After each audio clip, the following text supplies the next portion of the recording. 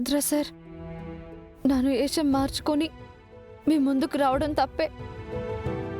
నేను మీ బడ్డీ చిట్టి ఫ్రెండ్ని మాత్రం నేను. మీ నుంచి చిట్టి ద్వారా చాలా తెలుసుకున్నాను. కానీ మీరే తన బర్త్డే అనే విషయం నాకు మొన్న స్కూల్లోనే తెలిసింది. అప్పుడు మీరు చిట్టితో ఉన్న టైంలో ఎంత సంతోషంగా ఉన్నారో గమనించాను. మీరు ఎప్పుడు చూడనంత కొత్తగా, ప్రశాంతంగా నవ్వుతూ ఉండడం చూశాను. ఆ నవ్వు పాపతో ఉన్నప్పుడు మాత్రమే కాకుండా ఎప్పుడు మీ పెదాలపై ఉండేలా చెయ్యాలనుకున్నాను. అందుకే వేరే వేషం మార్చుకుని మీతో సరదాగా ఉంటూ మిమ్మల్ని ఎప్పుడూ సంతోషంగా ఉంచేలా చేయాలని నేను ప్రయత్నించానే తప్ప మరో ఉద్దేశం లేదు సార్.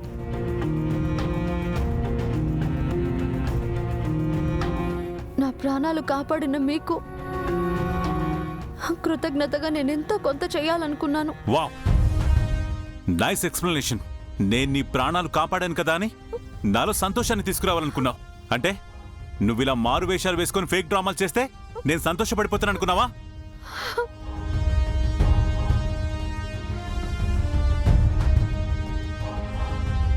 నన్ను నార్మల్గా ప్రశాంతంగా ఉంచాలనుకున్నావా? ఎలా? నువ్విలా చేయడం వల్ల నా కెరీర్ పోయిందన్న బాధను మర్చిపోగలుగుతాననుకున్నావా? నాకు దగ్గరైన వాళ్ళు దూరం అయిపోయారనేది మర్చిపోతానా? నా తమ్ముడు నాతో లేడన్న విషయాన్ని మర్చిపోతానా? చెప్పు. ఇవన్నీ తిరిగొస్తేనే నేను సంతోషంగా ఉండగలను. అవన్నీ తిరిగి తీసుకొస్తావా?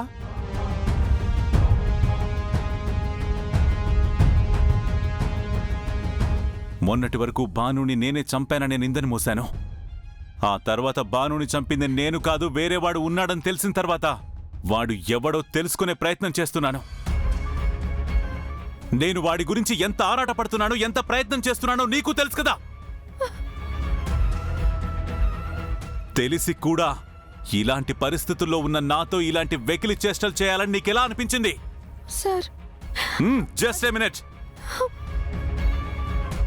నువ్వు అనాలోచితంగా చేసిన పని వల్ల నేను కూడా ఈరోజు నిందపడాల్సి వచ్చింది.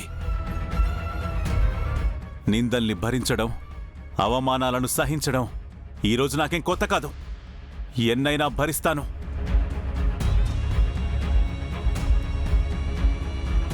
నువ్వు ఇంకా ఇలానే కొత్త వేషాలు వేసి నన్ను మోసం చేస్తూనే ఉండు. నేను ప్రతిసారి మోసపోతూనే ఉంటాను. ఎందుకో తెలుసా? నాన్న పులి కథలో కొడుకు 2 సార్లు అబద్ధం చెప్పాడని నాన్న 3వ నమ్మలేదు. నమ్ముంటే ఆ కొడుకు బతికుండేవాడు. ఒకవేళది మళ్ళీ అబద్ధమే అయినా మహా అయితే మోసపోయి ఉండేవాడు. అంతేగా? అలాగే నీ అబద్ధాల్లో కూడా నిజం ఉందేమో అని నీకు హెల్ప్ చేస్తాను. That's me. చేసిన సహాయాన్ని కూడా మర్చిపోయి నువ్వు మోసం చేస్తూ ఉంటావు. That's you.